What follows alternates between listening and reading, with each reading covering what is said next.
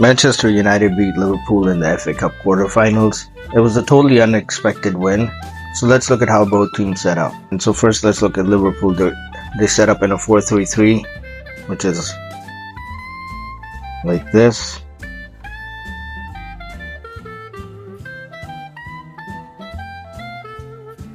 So you got this 4-3-3 and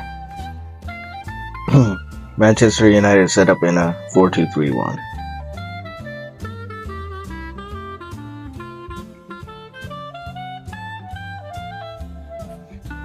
Right. The important part is that you got to look at Liverpool's structure while they were building up, and that is the main reason why Manchester United beat them. And so we're going to have to take a look at that. When Liverpool were building up, they moved into a back three, and Joe Gomez, the fourth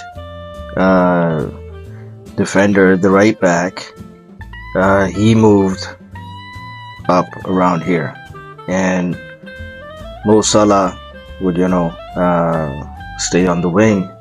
And then it was Joe Gomez who would, invert. That's when, during the build-up, he would invert, and that's how, all these link-up plays were happening between Mo Salah, Szoboszlai, and Joe Gomez. This is the important part now. So now when Joe Gomez was all the way up here, or over here, this was the space that was exposed. And so when Kwanzaa, he would move here to cover that space. What United were doing was they were targeting this area. And so Bruno Fernandes,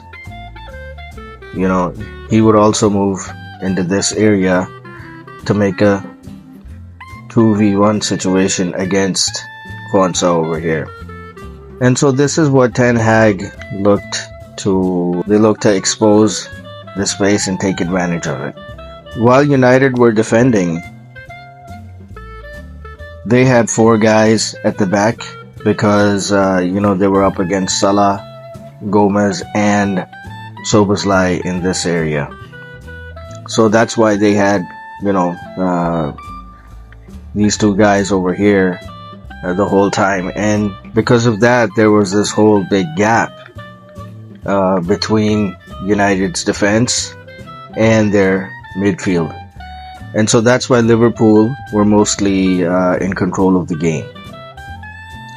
And so now what happened was that around the time in the second half, when Klopp started making changes, the reason he had to make those changes was because against Sparta Praha, he played a really strong team and there were injury concerns, and Endo went off and all these other guys went off, and then Mo Salah had to stay on because of all these injury concerns. So Klopp had basically played a really strong squad against Sparta Praha, which wasn't really necessary.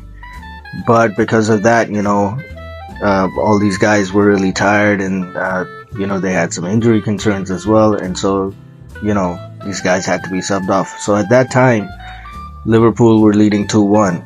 And by the way, Manchester United's first goal also came from this area where Garnacho, attacked this space, and they ended up getting their first goal. So now Liverpool were leading 2-1, and then Klopp made the changes, and the Liverpool youngsters came on.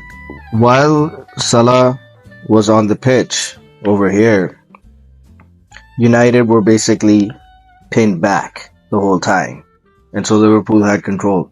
But once he went off, that's when Ten Hag and company, they let loose, and although they were exposed themselves, but these guys now started helping in the attack, and because of that, the whole back line got pushed up. So while they were exposed, they were high pressing Liverpool, and Liverpool could not get out of their box, and they also looked tired as well. And so Liverpool were just stuck around this area, although they did have a few chances, but they were on the counter attack, and by that time all their quality attack was off the pitch. So next, How did Manchester United have a more potent attack than Liverpool? And how did they actually end up scoring the goals? Well, it's because of the quality of their players. So the key thing here was that, while Garnacho was here, he was still on the pitch. Ten Hag brought in Antony, and Antony was playing as the left back, and that was key. And what most people don't know is that Antony is actually a very good defender. But while he's a good defender, he's actually a winger, and he would actually be right up here.